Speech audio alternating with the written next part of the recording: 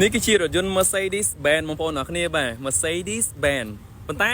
Mercedes Benz អីបងប្អូន comment សិនចុងវីដេអូខ្ញុំនឹងប្រាប់ថានេះគឺជារថយន្ត Mercedes Benz អីគេបងប្អូនណាបាទតកូល S បាទឥឡូវយើងមើលមកជុំសិនអូយខ្ចីញ៉ាញ់ហ្មងបងប្អូនរលើប្រឡងមែនតើហ្មងបាទការ design ចង្គៀងបងប្អូនអរគ្នាបាទយ៉ាន់បាទ AMG វង20អ៊ីងបងប្អូនបាទវង20អ៊ីងបងប្អូនមើលអូយស្អាតមែនតើឡានមួយគ្រឿងនេះ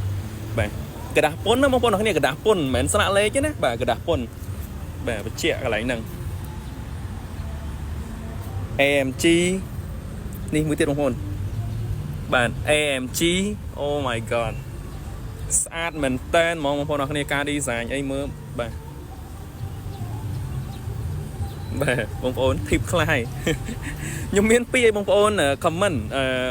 សម្រាប់រថយន្តនេះបងប្អូន comment មើលថាតើជាប្រភេទរថយន្ត Mercedes Benz S63 ឬមួយក៏ Mercedes Benz S500 បងប្អូនណាបាទមានធីប2បងប្អូន comment មកមួយណាបាទអញ្ចឹងមកឈ្មោះពេញរបស់វា Mercedes Benz S63 AMG ឬមួយក៏ Mercedes Benz S500 Formatic បាទស្អាតហើយតោះឥឡូវយើងចូលទៅមើលផ្នែកខាងក្នុងម្ដងtrongវីដេអូនេះរៀងលឿនតិចទេបងប្អូនអ្នកគ្នាបាទដៃទ្វារការបញ្ជាកៅអីអីគឺនៅលើនេះទាំងអស់បាទបញ្ជានេះក្បាលកៅអីបងប្អូនអ្នកគ្នាគេបាទបញ្ជាគឺនៅលើនេះទាំងអស់ហើយចំពោះកន្លែងអង្គុយបងប្អូនបាទគឺអាចរុញទៅមុខទៅក្រោយបានណាឃើញទេបងប្អូនឃើញទេបាទ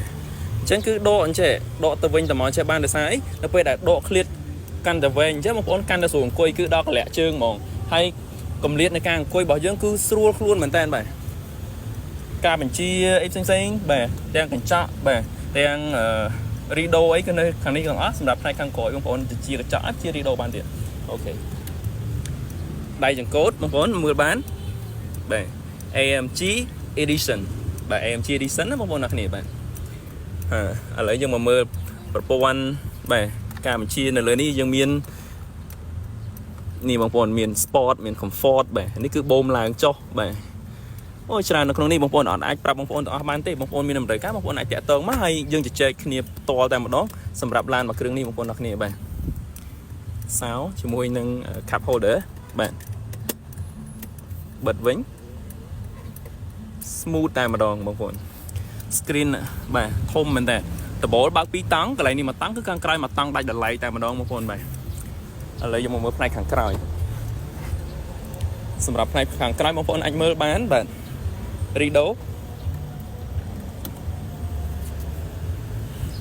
មិន magic ទេបងប្អូនបាទ Rido គឺនៅភ្លឹងហ្មងបងប្អូនបាទក្អីកម្ដៅក្អីត្រជាក់ខ្យល់កម្ដៅខ្យល់ត្រជាក់បងប្អូនជិះឆ្ងាយអីគឺមួយអែមហ្មងបាទបើតែបង្ហាញកំសាន្ត2បាទដបូលបើកដោយឡែកពីគ្នាកញ្ចក់សម្រាប់បងប្អូនស្រីៗគាត់ធ្វើការ make up ឬក៏គាត់ធ្វើការ check បាទទៅលើក្រែមអីរបស់គាត់ចឹងណាបាទអូខេអូភ្លេចបង្ហាញបងប្អូនកន្លែងនេះមួយទៀតនេះបងប្អូននេះបាទកន្លែងដាក់អីវ៉ាន់ដែរណាបងប្អូនបាទអូខេអញ្ចឹងចំពោះផ្នែកខាងក្រោយបើយើងនិយាយពីម៉ាស៊ីនត្រជាក់គឺយើងបាទដែលឡែកពីគ្នាបាទការបញ្ជាដែលឡែកពីគ្នាទាំងអស់អញ្ចឹងល្បឿនខ្យល់គឺយើងប្រើតែមួយទេបាទខ្យល់តិចខ្យល់ខ្លាំងបាទ socket 12V នេះក៏ 12V ដូចគ្នាបាទ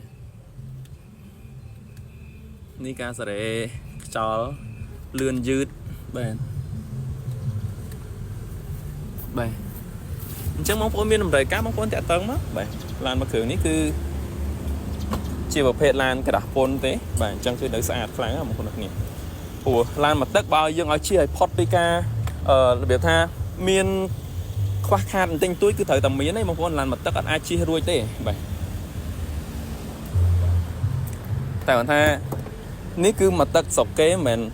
នអត់តមានម្ចាស់នៅស្រុកយើងទេបាទអញ្ចឹងគឺ condition នេះគឺនៅអែមដែរបងប្អូនបាទ